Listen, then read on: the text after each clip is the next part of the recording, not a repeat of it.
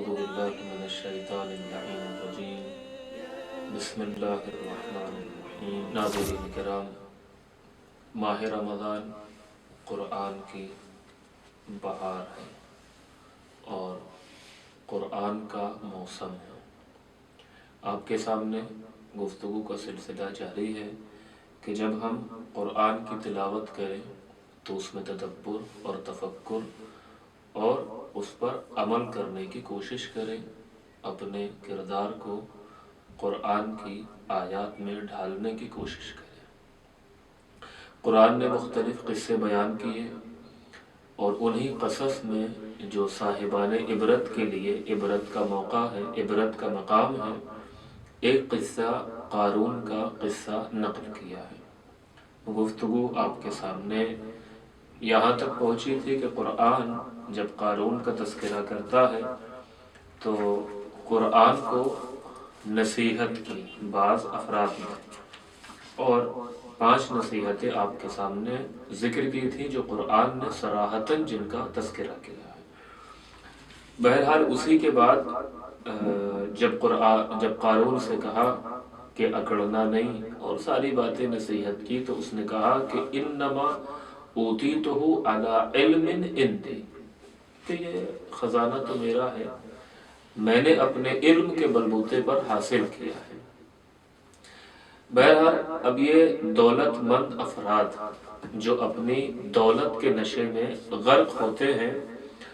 طرح طرح کے جنون اور طرح طرح کا نشہ ان پر طاری ہوتا ہے۔ ایک جنون اور ایک نشہ جو دولت مند افراد پر طاری ہوتا ہے وہ یہ ہے کہ انہیں اپنی دولت کی نمائش کا بڑا جنون ہوتا ہے، یعنی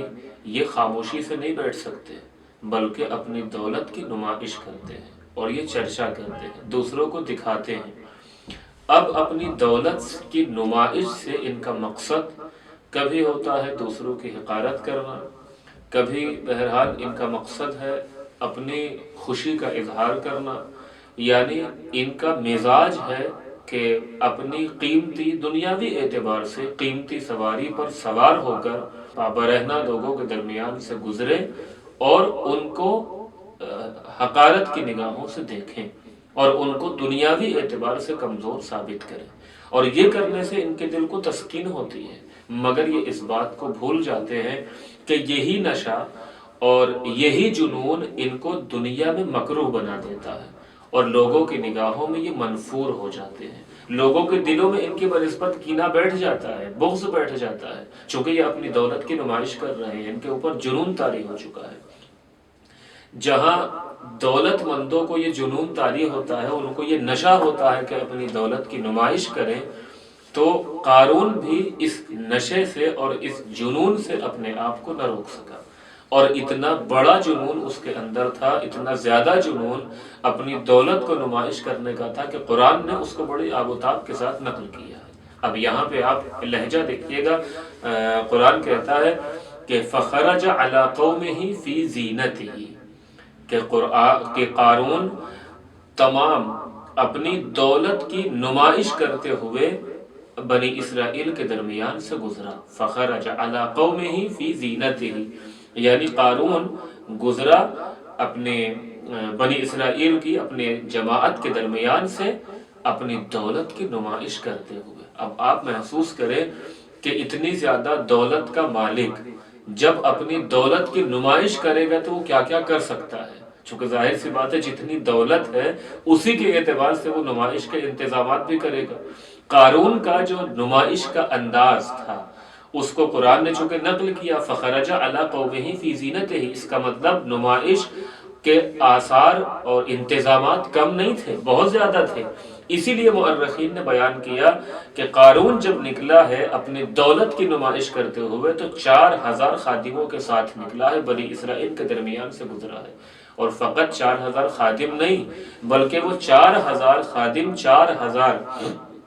گرا قدر قیمت گھوڑوں پر، سرخ گھوڑوں پر سوار تھے، اور فقط یہ 4000 خادم نہیں بلکہ یہ 4000 خادم سرخ پوشاکیں پہنے ہوئے تھے اور ان کے ساتھ کنیزیں بھی تھیں سفید خچروں پر۔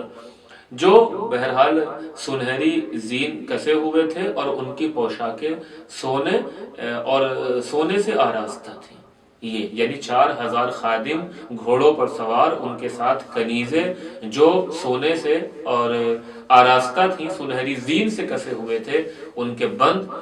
یہ کیفیت مورخین نے قارون کی نمائش کی بیان کی ہے، بلکہ بعض نے بیان کیا کہ 4000 تعداد نہیں بلکہ 70,000 کی تعداد بیان کی ہے. یہ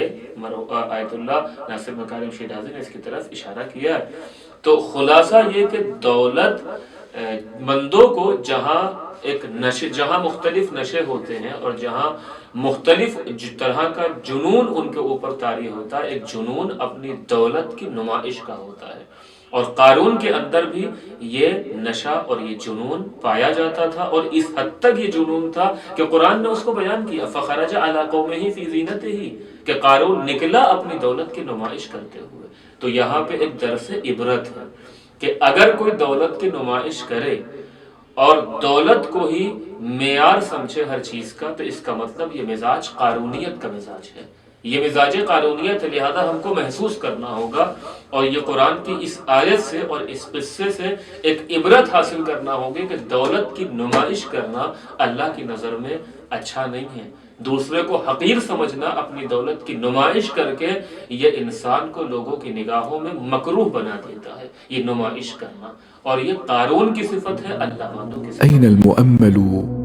لإحياء الكتاب وحدوده؟